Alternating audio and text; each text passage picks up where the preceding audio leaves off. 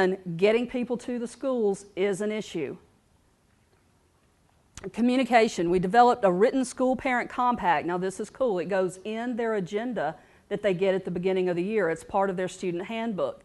And it has to be signed by the teachers, the students, the administrators, and the parents. Then it gets torn out and it's kept at school.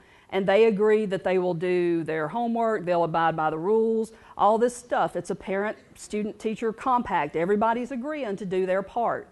And push come to shove, that compact can be pulled out and say, well, now look, at the beginning of the year, we said we were going to do this. Let's talk about it. Volunteering. Of course, volunteers can do a lot of stuff at your school if you can get them there. We have a very small core group, maybe 2 or 3. And when I say small, I mean small, that actually come and volunteer and do stuff. Learning at home. We'll provide materials for parents. And if we have parents that want to take get their GED, if the parent wants to learn, I have a lot of parents who call me and say, I can't help with the homework because I can't do it. Well, I haven't been able to help with math homework since my kids hit middle school. True story. I can't do that math. That's just beyond me. I can't do it. So I need all the help I can get if my boys need help with their math homework. I understand what you're saying. And I don't have a problem telling a parent that whatsoever, that I've had to reach out to schools, teachers, whoever to get help for my boys with their math homework because I don't understand how they're doing it or what they're doing. And if I tell them, then inevitably one of them has come back and said, yeah, well, guess what? I just failed that math test. So, you know, it's okay to provide materials for parents and to tell parents, you know, I understand what you're saying. Decision making. We get input from parents, we post it, we send it home, we do everything we can to get their input on that parent involvement plan. And we look at the effectiveness of all our activities. Collaboration with the community. We work with community-based organizations and businesses to collaborate and to develop sustained parent things. Our problem with everything we do is sustaining interest. We get people there, but then keeping them coming back tends to be an issue. And if you'll notice, at the end of everything, it says other. Other school-led community collaboration initiatives, other communication, and the paradigm shift, Dr. Ridley. You take, like she said, at the bottom of each of those last 7 slides, other. Change the word other.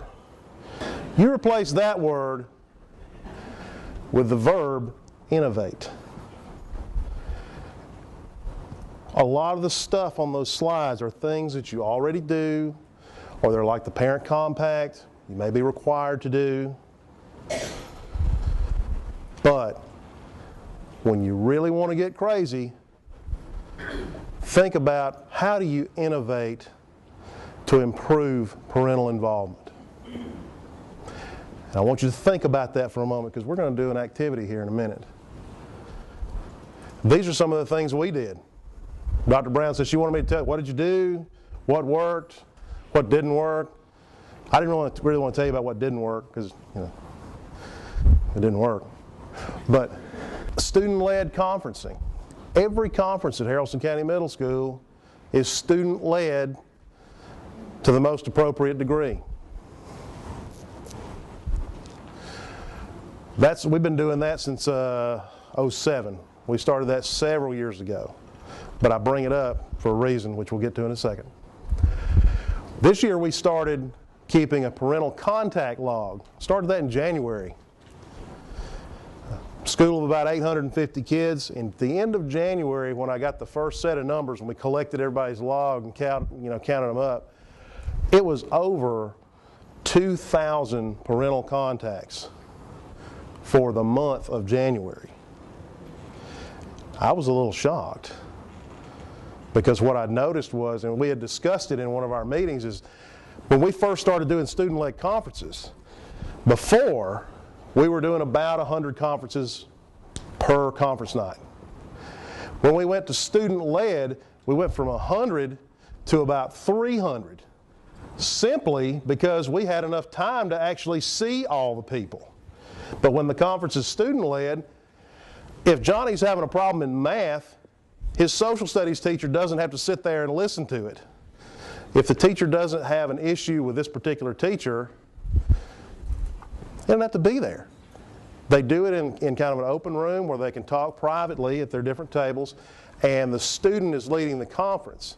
And when the teachers are there, they can see them at any moment. If they'll raise their hand, they can come over and they can answer a question. But the student is the one leading it through. But we noticed that last year, we kind of dropped down by about 30 to 40% on our conferences. We're doing just over 200. And it kind of came into play when you started looking at the parental contact logs. Because the next month in February, short month, almost 3,000 parental contacts. And we realized all of a sudden, with all the RTI meetings we're having, with all the phone calls and emails, newsletters, notes, phone messages, the parents are getting contacted. They feel comfortable. They don't feel like they need to come to a conference because they just had one or they just talked to the teacher. They've worked out this problem.